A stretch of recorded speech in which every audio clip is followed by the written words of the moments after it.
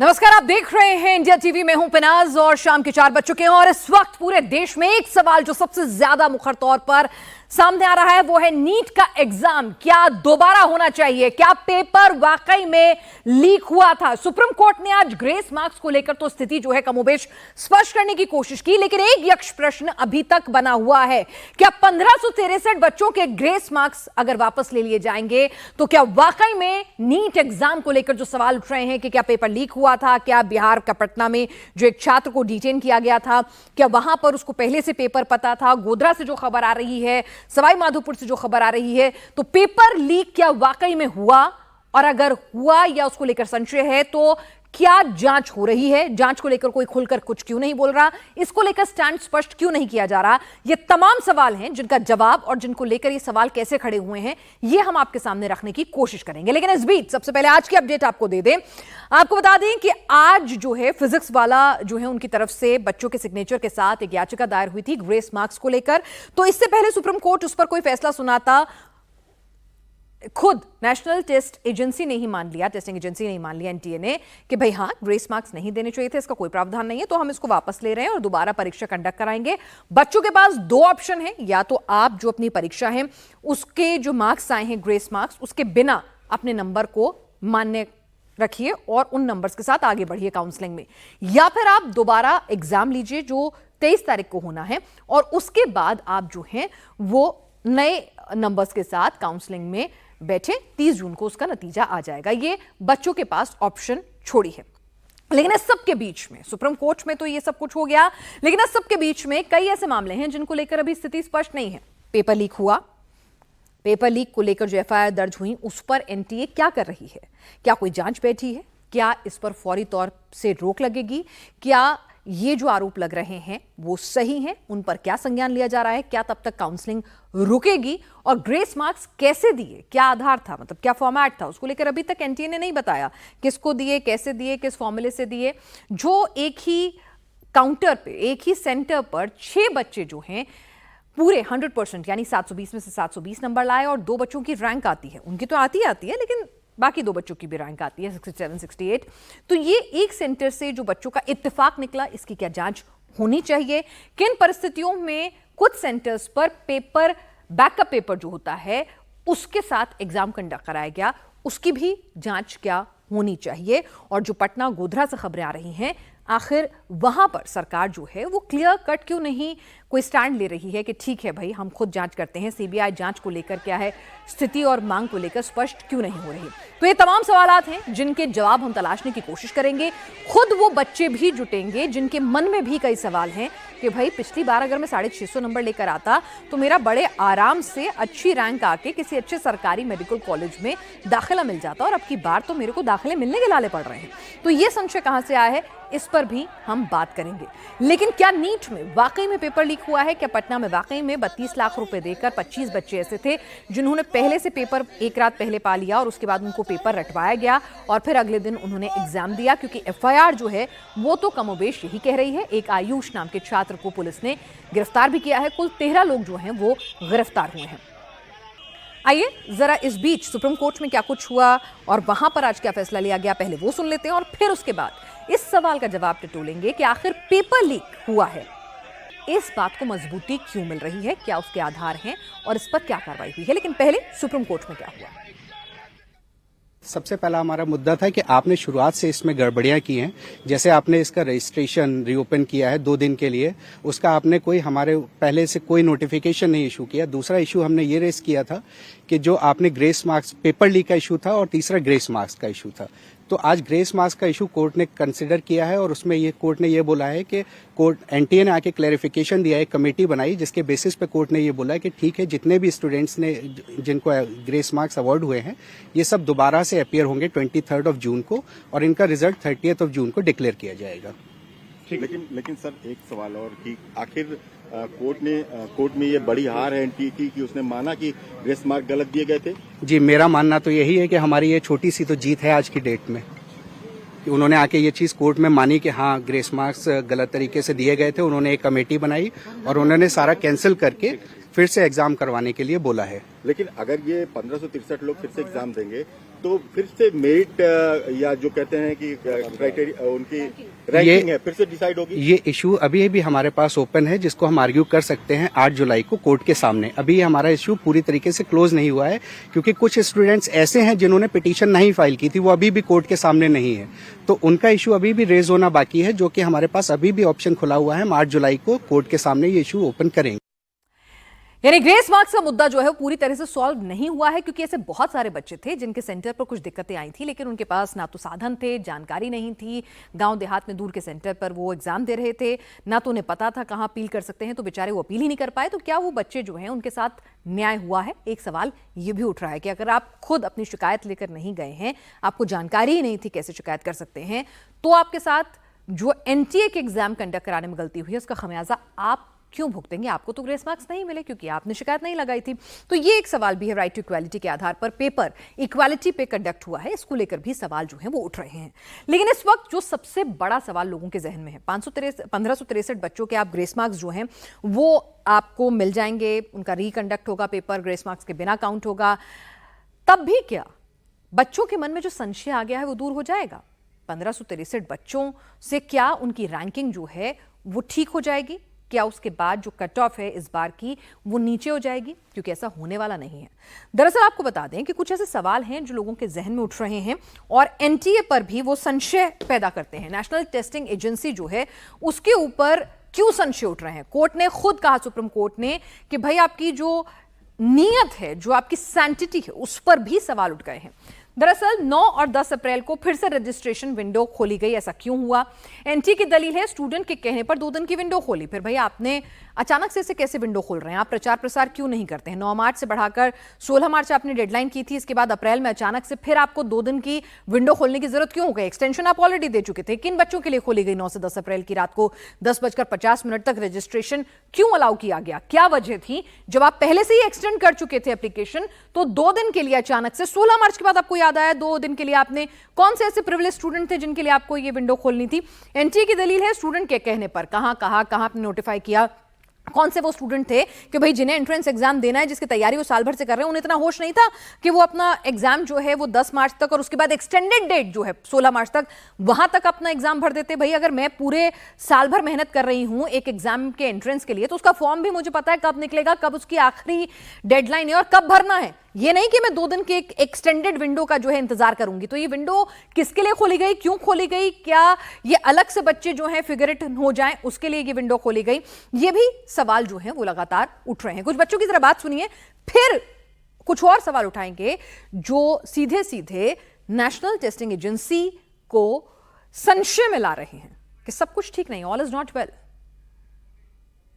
कितने अटेम्प्ट्स दिए? Fourth attempt था मेरा ये। और इसके बाद अटेम्प्ट दोगे? नहीं मैम, बिल्कुल नहीं।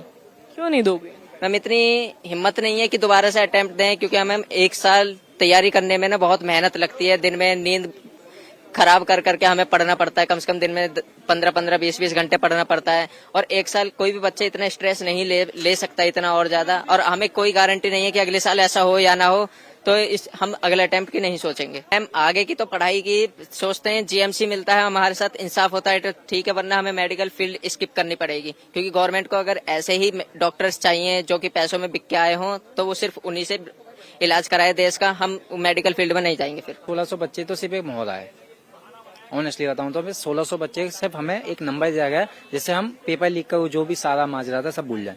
एक्चुअली में 5 तारीख के बाद ही पटना पुलिस ने अपनी एफआईआर वो करी है, एनटीए को बताया है साफ साफ। तो पटना पुलिस के कुछ भी नहीं हुआ, उनको पेपर मिले हैं फटे हुए, सब कुछ मिला है। अब उन्होंने 13 लोगों को गिरफ्तार कर रखा है, तो क्यों कर रखा? अगर वो बेकसूर है तो उन्हें छोड़ दीजिए। उनकी जो बेल थी उसको भी कैंसिल कर दिया गया है। तो चलिए, इस पूरे मामले पर एनटीए क्यों संशय के घेरे में आ रहा है वो भी आपको बता देते थे। 1 हफ्ते तक एनटीए जो है जस्टिफाई करता रहा कि भाई ये ग्रेस मार्क्स क्यों दिए गए हैं, किस लिए दिए गए हैं, सही है। बाकायदा उसने एक फ्रीक्वेंटली आस्क्ड क्वेश्चंस की एक लिस्ट जारी की जिसमें उसने जस्टिफाई किया। मामला उछला, कोर्ट में पहुंचा तो अचानक से एनटीए के सुर बदल गए और उसे याद आया कि भाई हाँ गलत है, ये एग्जाम जो है वो इस तरह से नहीं होना चाहिए था, ग्रेस मार्क्स नहीं दिए जाने चाहिए थे। सो के क्यों जागा एनटीए को नहीं पता वो क्या करने जा रहा है। और अगर रिजल्ट 4 जून को उसने डिक्लेयर किया था, तो 4 जून के अपने रिजल्ट में ऐसी क्या जल्दी थी, क्या हड़बड़ी थी? 14 जून की डेडलाइन थी, आपने 4 जून को क्यों रिजल्ट डिक्लेयर किया था? और 4 जून को जब आपने रिजल्ट डिक्लेयर किया था तो उसमें आपने बहुत क्लियर कट कुछ ग्राफिक्स आपको दिखाऊंगी जो सवाल पूछे जा रहे हैं, जो एनटीए की नीयत पर सवाल उठा रहे हैं। तो 4 जून को जो आपने रिजल्ट जारी किया उसमें आपने क्यों नहीं मेंशन किया कि किस बात पर, किस आधार पर आपने जो है वो ग्रेस मार्क्स दिए हैं? ग्रेस मार्क्स का प्रावधान नहीं है, मनमाना व्यवहार क्यों किया? ग्रेस मार्क्स से हुए अन्याय की बात अब जाकर क्यों मान रहे हैं आप? आपको तब होश नहीं आया 7 दिन तक जब जस्टिफाई कर रहे थे, अब तक ग्रेस मार्क्स को आपने जस्टिफाई क्यों किया? अगर और पहली वजह से भाई आप इतने रेपुटेटेड एग्जाम कंडक्ट करा रहे हैं, उसके कुछ एसओपीज होते हैं, आपने इस तरह से ग्रेस मार्क्स दे दिए? एनटीए कह रहा है कोर्ट में ग्रेस मार्क्स देना गलत है। सो के जाग रहे हैं आप, बच्चे हैं आपको नहीं पता है? आप इतनी बड़ी रेपुटेटेड एजेंसी हैं कि देश में ही नहीं इंटरनेशनल भी नीट के एग्जाम के सेंटर पड़ते हैं, आपको ये बता दूं, तो आपको नहीं पता था कैसे देने हैं?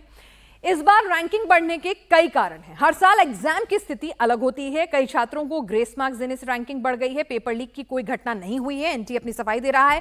सवाई माधोपुर में उसी दिन एग्जाम कराया गया, यानी कि जहां पर कुछ इशू था तो उसमें शाम में दोबारा एग्जाम कराया गया। ग्रेस मार्क्स के लिए सुप्रीम कोर्ट का जो प्रीवियस आदेश था उसको आधार बनाया गया। शिकायतों की जांच के लिए समिति बना दी गई है, समिति की सिफारिश पर आगे फैसला लेंगे। भाई सवाल मेरे ऊपर है, सवाल मुझ पे उठ रहे हैं और मैं ही अपने खिलाफ जांच एजेंसी जो है वो बना दूं अपने लोगों को पिक एंड चूज करके, तो क्या बच्चों को भरोसा होगा कि मैंने अपने ऊपर सही जांच बैठाई है? यही सवाल बच्चों के मन में भी आ रहा है एनटीए की जांच कमेटी को लेकर। इस बीच फिजिक्स वाला के को फाउंडर सीईओ अलख पांडे क्या कुछ कह रहे हैं, जरा वो भी सुन लीजिए। साथ बातचीत करने के लिए अलख पांडे हैं जो कि सुप्रीम कोर्ट में एनटीए के रिजल्ट्स को लेकर इन्होंने याचिका दायर की है। सर, सबसे पहला सवाल तो ये है कि आज एनटीए और आप आमने सामने थे सुप्रीम कोर्ट में, क्या बातचीत हुई, क्या कोर्ट में क्या सुनवाई हुई? तो आज एनटीए के डायरेक्टर साहब खुद आए हुए थे, मामला काफ़ी सेंसिटिव लगा और आज आते ही उनके तरफ से जो रिप्रेजेंट कर रहे थे काउंसिल, उन्होंने एडमिट किया कि ये जो 1563 बच्चों को ग्रेस दिया है इससे बहुत डिससेटिस्फैक्शन आया है और ऐसा नहीं शायद करना चाहिए था। इसको हम रिवर्ट करते हैं और इन 1563 बच्चों को हम री एग्ज़ाम देने का ऑप्शन देते हैं कि वो फिर से पेपर दें, और जो बच्चा नहीं देना चाहता है इसमें से, उनके जो ओरिजिनल नंबर थे विदाउट ग्रेस वो रहेंगे। ये री एग्ज़ाम 23 जून को करा देंगे अप्रॉक्स, ये बोला है। उसके बाद फिर से एक नई रैंक लिस्ट बनेगी, सारे बच्चों की रैंक शफल होगी, फिर काउंसलिंग कराएंगे। But I am not satisfied with. लेकिन सर, जिन बच्चों को ग्रेस मार्क्स नहीं मिला उनका क्या? बिल्कुल आई एम नॉट सेटिस्फाइड। मेरे 3 पॉइंट है। सबसे पहला पॉइंट मेरा ये है कि आज एनटीए पहले ही दिन आके एग्री करता है कि 1563 बच्चों को ग्रेस नंबर दिए वो सही नहीं था। एनटीए कोई कोचिंग सेंटर नहीं है। एनटीए में रेपुटेटेड सिलेक्टेड लोग पहुंचते हैं और बड़े पैमाने पर देश भर में एक बहुत ही गंभीर परीक्षा उसको कराना है। वो लोग जो देश के डॉक्टर बनेंगे और इलाज करेंगे लोगों का, लोगों की जान के लिए रिस्पॉन्सिबल होंगे। तो यहाँ पर सवाल यह है कि क्या उनको होश नहीं था कि वो ग्रेस एग्जाम गलत है, या फिर जब मामला सुप्रीम कोर्ट में आया तभी उनको होश आया है? पटना में एफआईआर दर्ज हो जाती है, वहां पर लोग कबूल कर रहे हैं कि हाँ हमने चीटिंग करवाई है, और उस कबूलनामे पर एनटीए जो है अब तक कोई एक्शन नहीं लेता है। उन लोगों को अभी तक गिरफ्तार किया गया, उन्हें छोड़ा नहीं गया, रिहा नहीं हो पाया, यानी कि कुछ ना कुछ सबूत तो वहां पर पेश कर रही होगी ना पुलिस। और पुलिस कह रही है कि जब एनटीए से कहा गया आप ओरिजिनल पेपर दे दीजिए, इकोनॉमिक ऑफेंस विंग जो है वो पेपर भी मुहैया नहीं करवाया ओरिजिनल, ताकि फोरेंसिक जांच हो सके। तो ये सवाल यह है कि जब एनटीए को पता चल गया था कि 5 मई के बाद इस तरह की शिकायतें आ रही हैं, तो एनटीए ने उस पर तुरंत कार्रवाई क्यों नहीं की, क्यों एक्सपीडिएट नहीं किया, क्यों बच्चों के मन में संशय आने दिया? और एक चीज नहीं, जो विंडो है उसको खोलने से, रजिस्ट्रेशन विंडो को अचानक से दोबारा खोलने से लेकर एग्जाम का रिजल्ट जल्दी डिक्लेयर करने तक, और जो एग्जाम के बाद शिकायत आई पेपर लीक की उस पर तुरंत कार्रवाई ना करने को लेकर भी एनटीए सवालों के घेरे में आ चुका है। बच्चे कह रहे हैं एग्जाम दोबारा होना चाहिए। पटना में आखिर हुआ क्या? पटना में क्या स्थितियां बनी जिसकी वजह से कहा जा रहा है कि ये पेपर लीक हुआ है? ये भी हम आपको समझाते हैं।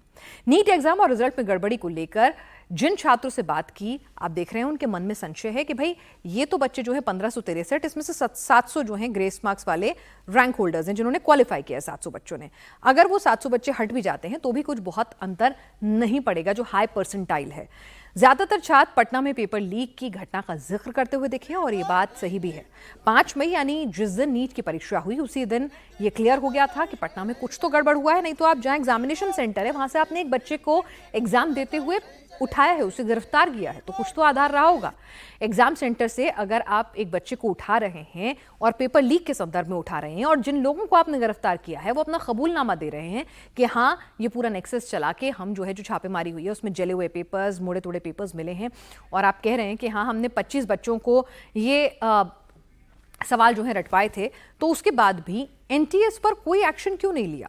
नीतीश हमारे साथ है। Nitish, police officially on camera तो इस पर बहुत कुछ नहीं बोल रही है, लेकिन आपकी जो बातचीत हुई होगी आला अधिकारियों से, बच्चों के मन में ये सवाल है कि पटना में अगर ये मामला सामने आता है तो जाहिर सी बात है पटना पुलिस ने एनटीए को अपडेट किया होगा इस संदर्भ में।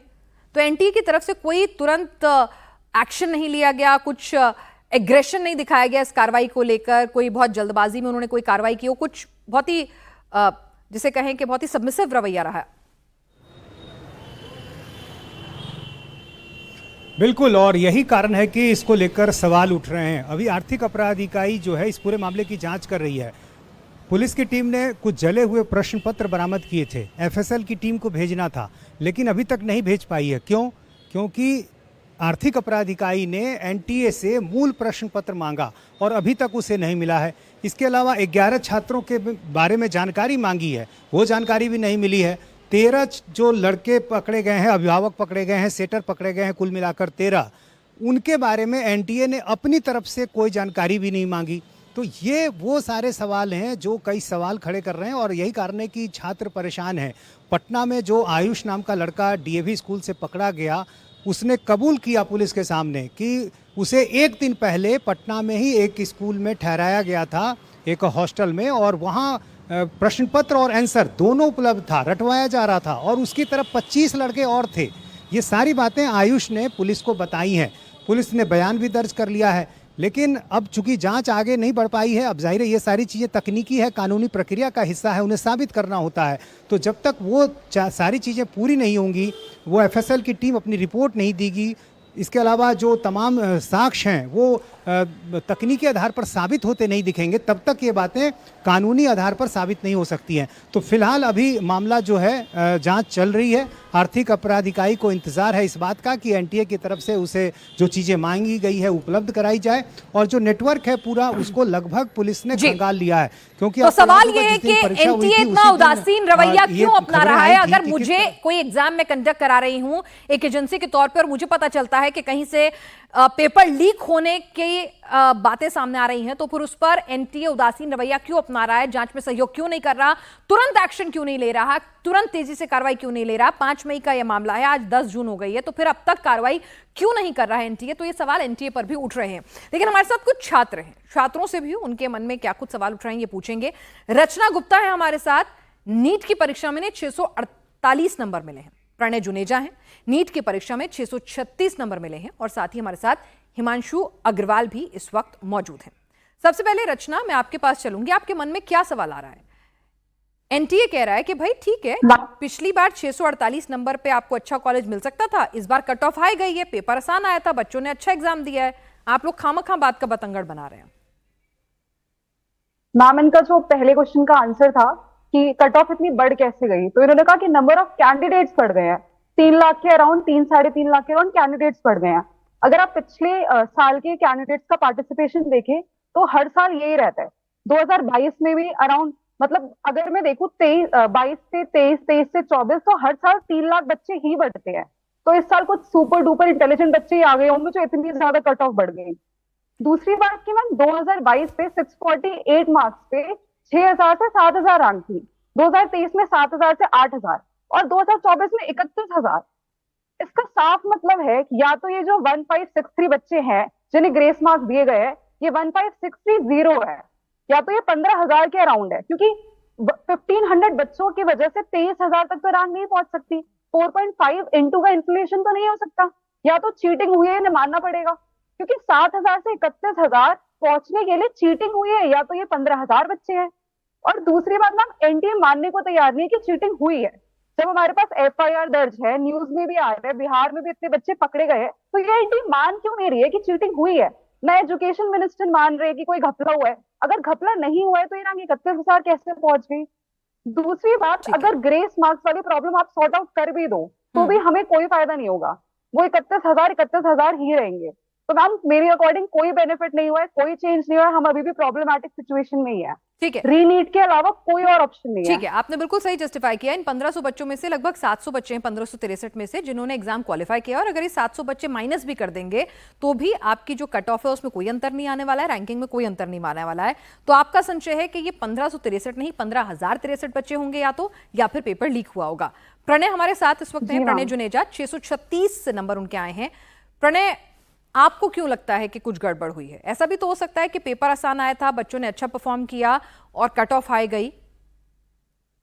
मैम जैसे कि देखा जा रहा है पिछले साल के रिस्पेक्ट में इस साल के जो मार्क्स हैं सिर्फ 2 से 3% ही ऊपर नीचे हो रहे हैं। जो हमेशा जो होता है 2 से 3% का पेपर या तो मुश्किल हो जाता है आसान हो जाता है। अगर हम देखें पिछले साल से इस साल में 2023 से 24 के अंदर जो है 17% का इंक्रीज हुआ है इन द इंडिविजुअल जो स्टूडेंट्स हमारे आए हैं। 700 से ऊपर पिछले साल जो रैंक थी 280 थी, इस साल 2200, approximately 700%, that is 7 times rank हो गई। 640 मार्क्स पे पिछले साल जो थी 10,000 रैंक थी, इस साल 40,000 रैंक है, 400% रैंक इंक्रीज हुई है।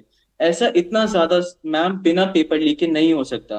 ग्रेस मार्क्स वाला जो पॉइंट है एनटीए ने सिर्फ इसीलिए दिया कि इस चीज से वो पूरा पेपर लीक को एक से दबा सकते हैं।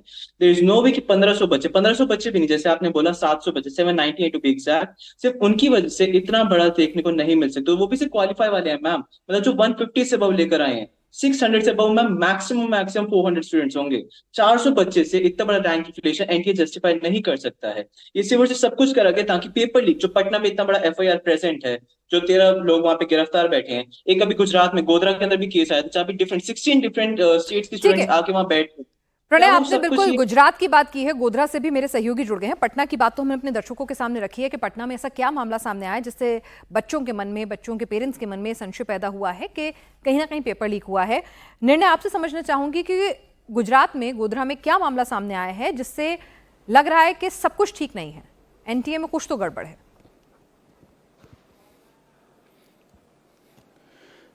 देखिए, गुजरात का जो ये मामला है गोधरा का पिनाज, ये मैं ये कहूँगा कि पटना से भी ज़्यादा आई ओपनिंग मामला है। क्योंकि ये जो एनटीए की एग्जामिनेशन की जो पूरी प्रक्रिया है उसी पर सवाल खड़े कर देता है। आपको जानकर के हैरानी होगी कि जिस एग्जामिनेशन को देने के लिए देश में करीब 23 लाख स्टूडेंट्स अपीयर हो रहे हैं, उसके लिए कोई प्रॉपर प्रोटोकॉल फॉलो ही नहीं किया जा रहा है। आप देखिए, इस एग्जामिनेशन को जब कंडक्ट किया जाता है, जहाँ पे भी करीब 550 सेंटर्स हैं पूरे देश में, वहाँ पे लोकल एडमिनिस्ट्रेशन जो है वो किसी भी स्तर पे इन्वॉल्व ही नहीं है। पूरा का पूरा जो एग्जामिनेशन प्रोसेस है वो कुछ एफएचआर एजेंसीज जो हैं उनके थ्रू कंडक्ट किया जा रहा है। और सबसे इंटरेस्टिंग बात, सबसे चौंकाने वाली बात कि जो ऑब्जर्वर्स नियुक्त किए हैं जिले के, उन्हीं के पास सारी सत्ताएं हैं। वो अपनी टीम में एक तरह से अपॉइंट कर देते हैं, जैसा कि यहाँ गोधरा में हुआ। जो मेन ऑब्जर्वर है जिले का, उसी के स्कूल का एक टीचर यहाँ पे डिप्टी ऑब्जर्वर है। और जो फ्लाइंग स्क्वाड बनाई गई है जो ये इंश्योर करती है कि स्मूथली पूरा प्रोसेस कंडक्ट हो बिना किसी प्रकार की नकल के, बिना किसी प्रकार की चीटिंग के, वो टीम भी इन्हीं के जान पहचान के लोगों के जो डिफरेंट कॉलेजेस यहाँ पे आसपास के हैं गोधरा के, उन्हीं के प्रोफेसर जो हैं उसको उस टीम में इंक्लूड किया हुआ है। और सबसे चौंकाने वाली बात कि एक बड़ौदा की एजेंसी है जो कि इनके साथ कनेक्टेड है, वो अलग अलग स्टेट से, महाराष्ट्र से, उड़ीसा से, झारखंड से, बिहार से, वहाँ से कैंडिडेट्स जो हैं उसको हार्वेस्ट करके लाते हैं, उनसे 10 लाख रुपए लेते हैं एक पेपर के, और वो कैंडिडेट्स जो हैं वो इसी पर्टिकुलर सेंटर में रजिस्टर किए जाते हैं। और यही वो जो टीचर जिसे कि डिप्टी ऑब्जर्वर नियुक्त किया हुआ है, वो उन्हें ये एश्योरेंस दे रहा है कि आपको जो भी आता है वो आप लिख दीजिए, जितना आपको आंसर आते हैं उतने टिक कर दीजिए। उसके बाद देखिए कहाँ लूपहोल है।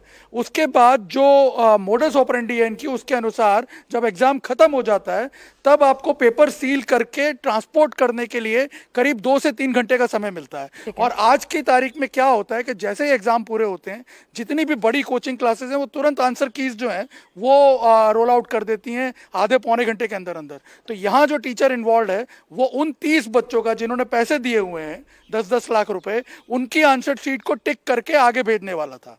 और सबसे मजेदार बात यह है कि जो कुरियर एजेंसी ली है, जो पेपर ट्रांसपोर्ट करके ले जाने वाली है, वो गति ट्रांसपोर्ट है, जो कि एक प्राइवेट एजेंसी है जिसपे कोई चेक्स एंड बैलेंस नहीं है, यानी वो भी टेम्पर हो सकता है रास्ते के अंदर। तो पूरी की पूरी जो प्रक्रिया है इस एग्जामिनेशन को कंडक्ट करने की, वही सवालों के घेरे में आ रही है। आप सोचिए कि अगर डिस्ट्रिक्ट एडमिनिस्ट्रेशन को एक दिन पहले पता नहीं चला होता और उसने सर्विलेंस नहीं लगाया होता, तो आप मैं एक बहुत ही चौंकाने वाली बात आपको बता रहा हूं कि 27 बच्चे जिन्होंने अपियर किया, उनमें से 3 ही बच्चे खाली ऐसे थे जो क्वालिफाइंग के ऊपर मार्क्स ला रहे थे।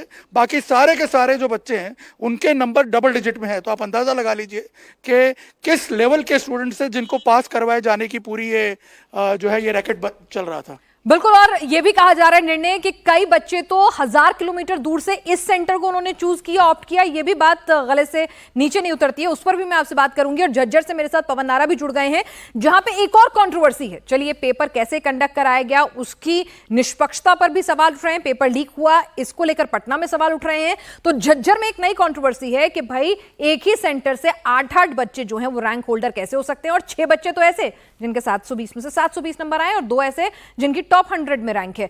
पवन से बात करेंगे, लेकिन हिमांशु, जब ये सब कुछ आप सुन रहे हैं तो मन में क्या आ रहा है? आपकी तो सालों की मेहनत है जिसकी वजह से आप दिन रात एक किए रहते हैं, कोई फंक्शन अटेंड नहीं करते हैं, और जब पता चले कि भाई फेयर ट्रायल ही नहीं हो रहा है, क्या लग रहा है मन में?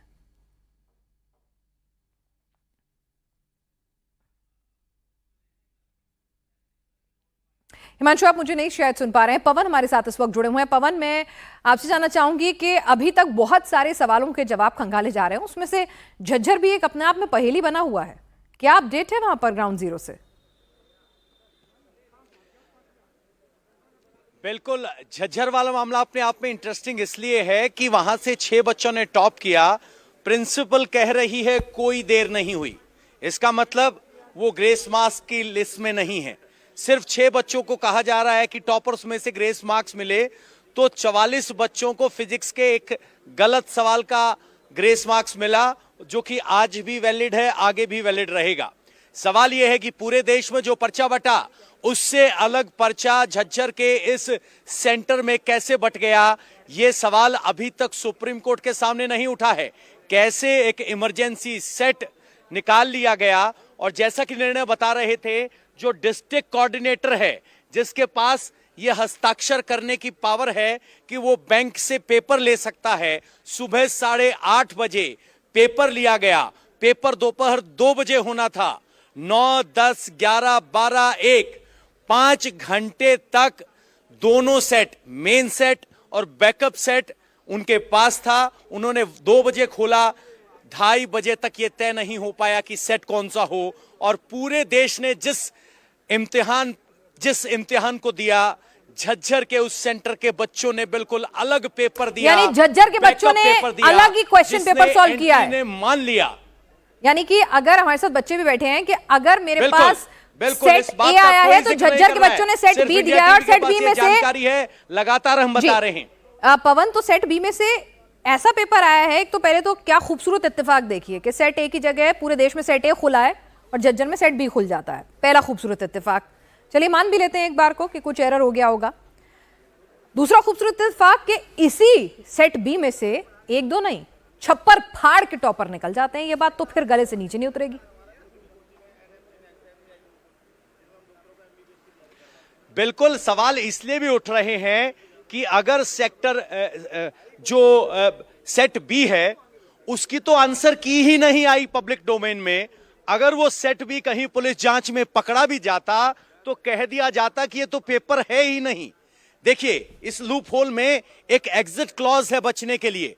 अगर मान लीजिए पुलिस कहीं इस पेपर के साथ किसी को पकड़ लेती तो वो शक के दायरे में नहीं आता, क्योंकि उस सेट के पेपर की तो एनटीए ने आंसर शीट ही नहीं दी, और एनटीए साफ मना कर देता कि ये तो सेट ऑफ पेपर है ही नहीं।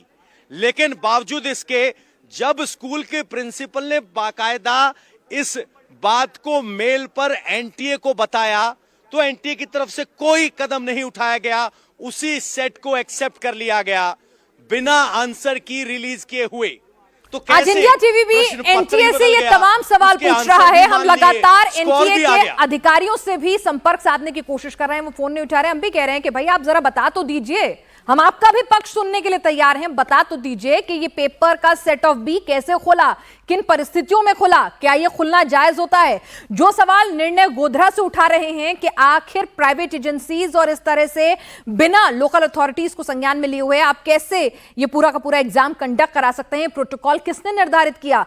पटना से जो सवाल उठ रहे हैं इकोनॉमिक ऑफेंस विंग के कि भाई आपको अगर एक राज्य की पुलिस, कोई छोटी मोटी अथॉरिटी नहीं, एक राज्य की पुलिस अगर आपको बताती है कि हाँ पेपर लीक की यहां सूचना मिली है, तो आप जांच में सहयोग क्यों नहीं करते हैं, क्यों फोरेंसिक जांच के लिए पेपर मुहैया नहीं कराते। आपको तो खुद दिल्ली से अपनी टीम भेजनी चाहिए थी पटना और जांच कराने में खुद इन्वॉल्व होना चाहिए था। तो ये तमाम सवाल हैं जो एनटीए पर भी सवाल या निशान लगा रहे हैं और इसीलिए बच्चे कह रहे हैं कि ये पेपर लीक हुआ है, मामला ग्रेस मार्क्स का नहीं है, ये पेपर लीक हुआ है। हिमांशु, जब ये सारी खबरें आप तक पहुंच रही हैं तो क्या लग रहा है मन में?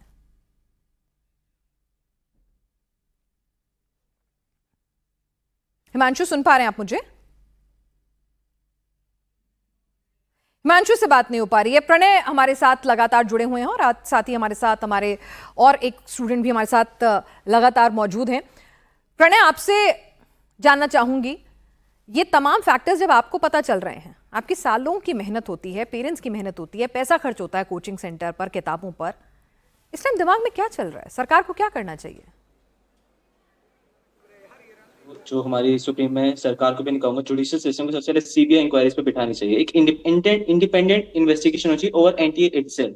हमें नहीं पता हमें पहले भी ग्रेस मार्किंग्स दी या नहीं दी। इस साल भी हमें इसलिए पता चला बिकॉज 718 एंड 719 मार्क्स हमें दिख गए, हमें दिख गई, पॉसिबल नहीं है। अगर हमें ये नहीं दिखता तो हो सकता है इस साल भी एनटीए बोलता कि ऐसा कुछ भी नहीं हुआ है, ग्रेस मार्किंग्स के बारे में कुछ नहीं बताया जाता। प्रोएक्टिवली जी बोलिए। प्रोएक्टिवली इस चीज को हम आगे निकाल देते। सिर्फ एनटीए जब कोई चीज बाहर आ रही है उसके बेसिस पे बता रहा है, जैसे अगर एक्स पे ट्विटर पे कोई आ जाता है कैंपेन तो उसके उसको डिफाइन कर रहा है। ऐसे एक इतनी बड़ी organisation without any type of legal oversight कैसे सब कुछ कर सकती है? मुझे तो सबसे ये नहीं समझ आ रहा। बिल्कुल। और हमारे साथ एक और छात्रा भी हैं, मैं उनका नाम जरा यहाँ भूल रही हूँ, माफी चाहूंगी। रचना हमारे साथ है। रचना, मैं आपसे पूछना चाहती हूँ कि ये तमाम सवालात आपके मन में भी उठ रहे हैं कि भाई एनटीए जैसा एक सीरियस पूरी की पूरी एजेंसी जिसको देश ने चुना है, जो all India pre medical exam होता था उसको छोड़कर, क्योंकि वहां धांधली के आरोप लगते थे, आपने एक एनटीए गठित किया 2015 के बाद से, वो एग्जाम कंडक्ट करा रहा है। क्या वो एक के बाद इनोसेंटली इतनी गलतियां करता जा रहा है? आप देखिए, जब हम लोग फॉर्म भरते हैं तो उनसे 1500 से 2000 रुपए लिए जाते हैं पर कैंडिडेट, तो 250 करोड़ प्लस के अराउंड इनसे इकट्ठा होते हैं। मतलब इतना बड़ा लेवल का ये एग्जाम है, आप डॉक्टर्स डरा रहे हैं इंडिया के, 23 लाख स्टूडेंट पार्टिसिपेट कर रहे हैं। तो मैम ये जानबूझ के ही हुआ, ये गलती नहीं हो सकती। 250 करोड़ प्लस के अराउंड आप पैसे इकट्ठा करके इतनी सारी गलतियां तो नहीं कर सकती, ये जानबूझ के किया गया है। और दूसरी बात मैम, कई ऐसे बच्चे जिनका चौथा ड्रॉप है, मेरा खुद का 4th ड्रॉप है। इतनी उम्मीद है इस एग्जाम से कि मुझे एमबीबीएस डॉक्टर ही बनना है, मैंने अपने 4 साल स्टेक पे लगाए हुए हैं और मैं लगी पड़ी थी, इतनी मैंने मेहनत करी है, तब जाके मैं 648 लाई हूँ। मेरे जैसे कई स्टूडेंट्स हैं और अब मेरी हिम्मत नहीं है कि मैं एनटीए जैसा कर रहे हैं, अगले साल क्या चांसेस है कि ऐसा फिर से नहीं करेंगे। अगर इस साल अभी हमने 1500 बच्चों का पेपर करा दिया और रीनीट नहीं हुआ और हमें इंसाफ नहीं मिला, तो क्या चांसेस है अगले साल फिर ऐसे नहीं करेंगे। जो और नीट एस्पिरेंट्स है वो क्या सोच के अगले साल की तैयारी करें, तो बच्चों का तो विश्वास ही उठ जाएगा ना कि कोई फेयर चांस इंडिया में लोगों को मिल सकता है। हम जो मिडिल क्लास बच्चे हैं, हम तो प्राइवेट कॉलेज में अफोर्ड नहीं कर सकते ना, अपनी मेहनत के दम पर ही हम करते हैं। अगर हमारे साथ इतना अनफेयर होगा तो फिर तो हम फेयर एग्जाम ही क्यों दे रहे हैं? डॉक्टर तो फिर रिच ही बन सकते हैं इंडिया में। तो मैम बहुत ही डिसअपॉइंटिंग चीज है ये, बहुत ही ज्यादा। हिमांशु भी हमारे साथ जुड़ गए हैं, एक और स्टूडेंट। हिमांशु, शिक्षा मंत्री ने आज जब मीडिया से बात की, उन्होंने कहा कि भाई इतने बड़े लेवल पे एग्जाम कंडक्ट होता है और आसान नहीं होता है इस तरह से पेपर लीक होना, और जो भी कमियां हैं उसकी जांच होगी। पेपर लीक की पॉसिबिलिटी नहीं लग रही है प्रथम दृष्टा।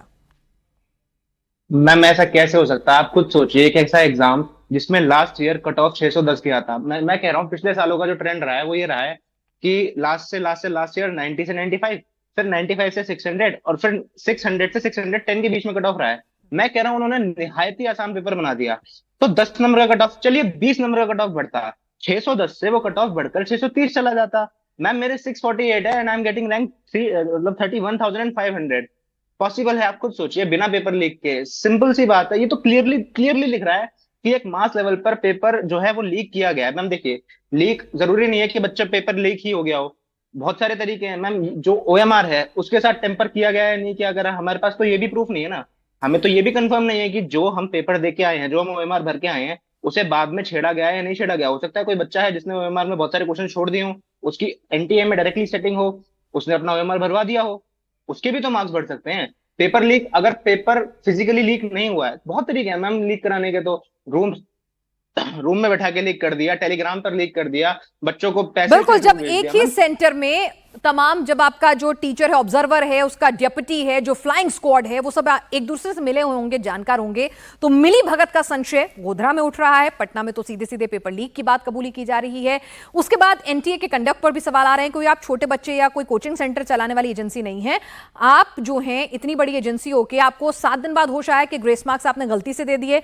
आपको इतनी जल्दी रिजल्ट जारी करने की क्या थी कि आपने 14 जून का रिजल्ट 4 जून को जारी कर दिया, और उसमें आपने ग्रेस मार्क्स कैसे दिए, किसको दिए? अभी तक आपने लिस्ट अपलोड नहीं करी है कि मैंने इन बच्चों को ग्रेस मार्क्स दिए थे, इस आधार पर दिए थे और इतने इतने नंबर दिए थे। तो ये भी आपके मन में संशय पैदा करता है। आपने अचानक से पेपर के लिए अप्लाई करने वाले, भाई मैं 3-3 साल से बच्चे तैयारी कर रहे होते हैं, क्या उन्हें नहीं पता कि कब है आखिरी डेट जो है एग्जाम में, कब भरने की एंट्रेंस एग्जाम के लिए आखिरी डेट क्या है? बच्चों को नहीं पता। क्या वो ऐसी लापरवाही करेंगे? आपको लगता है? लेकिन आप एक बार नहीं 2-2 बार एक्सटेंड करते हैं, विंडो खोलते हैं, ये भी आपके ऊपर सवाल उठ रहा है। और अगर आपका दामन इतना पाक साफ है तो भाई ये बता दीजिए कि अगर जांच एजेंसियां कहीं काम कर रही हैं, कोई छोटी मोटी नहीं, स्टेट की पुलिस अगर काम कर रही है, तो कम से कम आप वहां जाकर अपनी टीम भेजिए, उनके साथ जांच में सहयोग कर दीजिए। ऐसा आप क्यों नहीं कर रहे हैं? क्या ये खूबसूरत इत्तेफाक है 1000 किलोमीटर दूर मैं गोधरा जाकर अपना सेंटर चुनूंगी? तो ये तमाम इत्तेफाक जो हैं वो एनटीए पर सवाल खड़े कर रहे हैं। और इस बीच अदालत में भी मामला है, लेकिन शिक्षा मंत्री क्या कह रहे हैं जरा वो भी सुन लीजिए। परीक्षा हुआ, गलती से आउट ऑफ 4500 सेंटर 6 सेंटर में गलती से गलत सेट्स ऑफ क्वेश्चन आ गए। जब परीक्षा चल पड़ी कुछ समय के बाद उसको संज्ञान में लिया गया और उसको विड्रॉ करके फिर सही प्रश्न पत्र दिया गया। उसमें कुछ टाइम लॉस हुई। उन 6 सेंटर में लगभग 1563 स्टूडेंट उसमें परीक्षा दे रहे थे। उनके मन में आया कि भाई ये हमारी साथ थोड़ा अन्याय हुई है, हमारी टाइम लॉस हुई है, हमारे लिए कुछ सोचनी चाहिए। सुप्रीम कोर्ट की एक स्टैंडिंग ऑर्डर है, इस प्रकार की कहीं एंट्रेंस में कुछ विषय आती है तो री एंट्रेंस ना कराते हुए एक एवरेज मार्किंग, ग्रेस मार्किंग की मेथड पे उनको कंपनसेट किया जा सकता है। ग्रेस मार्किंग में कुछ विद्यार्थियों की नंबर 100% हो गई, तब फिर कुछ लोग कोर्ट पे गए। उस बीच में एनटीए ने फिर एक एक्सपर्ट कमेटी बिठाई, एकेडमिक्स कमेटी बिठाई। उन्होंने कुछ सोच समझ किया और कोर्ट ने आज